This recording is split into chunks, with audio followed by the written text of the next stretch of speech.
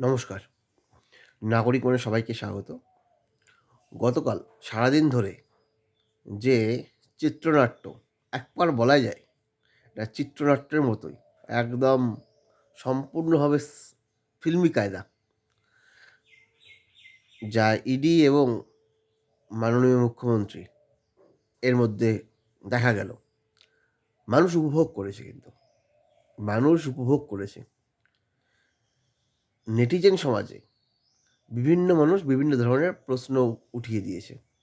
2019 সালে রাজীব কুমারকে ধরতে গিয়ে সিবিআই কী করেছিল, এবং 2026 সালের 8ই জানুয়ারি ইডি রেড করতে গেলে মাননীয় মুখ্যমন্ত্রী কী করলো। এই যে ঘটনার পরম্পরাগুলো যদি সাজানো যায়, অনেকে তো আবার বলা শুরু করে দিয়েছে ইডি রেড তার মানে কি সামনে কি ভোট এসে গেছে। হ্যাঁ, সত্যিই তো ভোট এসে গেছে, 26-এর নির্বাচন। তাহলে এগুলো কি? এইগুলো, এই কার্যগুলো তাহলে কি তার সঙ্গে কারণও যুক্ত থাকে? ভোট এসে গেছে সেই জন্য ইডি এসে গেছে। অনেকে তো প্রশ্ন করছেন, তোলাটাই স্বাভাবিক অনেক নেটিজেনের, যে ইডি রেড করছে, মাননীয় মুখ্যমন্ত্রী ফাইল নিয়ে চলে গেল, তাহলে ইডি করলো কি? ইডির কাজ কি?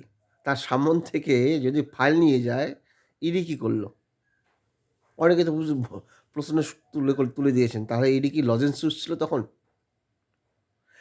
ইডির হেফাজতে ইডি রেড করছিল, ইডির হেফাজতে ফাইল, আর সেই ফাইল নিয়ে যাচ্ছে মুখ্যমন্ত্রী। এবং তার প্রেক্ষাপটে আরও একটা জিনিস লক্ষ্য করুন, রাজনৈতিক যদি আপনারা অঙ্গুলি হেলনটা দেখেন, তৃণমূলের ফেসবুক পেজ, সেখানে তো আবার উল্লেখ করে দিয়েছে যে ইডির কার্যকলাপ তার জবাবদিহি করছে রাজ্য বিজেপি। রাজ্য বিজেপি কি ইডির মুখপাত্র? রাজ্য বিজেপির প্রেস বার্তা, প্রেস নোট আসার পর ইডির প্রেস নোট আসে। সত্যি একটা মানে কী পরিস্থিতি, এর কোনো ব্যাখ্যা নেই। মানুষ উপভোগ করেছে শীতের সময়কালে, এর বাইরে রেখে কিছু না। কারণ ইডি তদন্ত, এই কয়লা পাচার বলুন, বালি পাচার বলুন, চাকরি বাতিল, মানুষ দেখে নিয়েছে। ওভারঅল লাভ বা লস যদি বিচার বিশ্লেষণ করা যায়, তাহলে কার হয়েছে? আজকে আপনি 2021 সালের পর চাকরি বাতিলের ঘটনায় দেখুন না, 26,000 লোকের চাকরি গিয়েছে, যোগ্য অযোগ্য নির্বিশেষে। ইডি তদন্ত হয়েছে, বিচার কার পেয়েছে, বিচার কার হয়েছে, আর বিচার অবস্থা বিচার কাকে দিয়েছে? এগুলো কিন্তু মানুষের মধ্যে গেঁথে যাচ্ছে, যেগুলো সম্পূর্ণ হবে এক প্রকার নাটক। রাজায় রাজায় যুদ্ধ হয়, উল্লু খাগড়ার প্রাণ যায়। রাজনৈতিকভাবে তৃণমূল বিজেপির যুদ্ধ, এবং প্রাণ গেল 26,000-এর। তৃণমূলের দুর্নীতির কারণে, তৃণমূল নেতাদের দুর্নীতির কারণে 100 দিনের নাগরিকের প্রাপ্য সেটা বন্ধ করে দিয়েছে বিজেপি সরকার।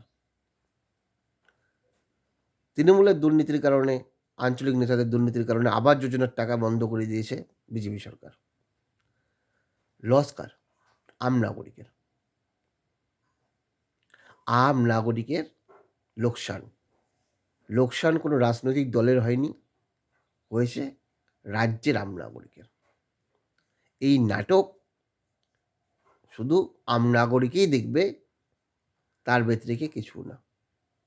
ধন্যবাদ।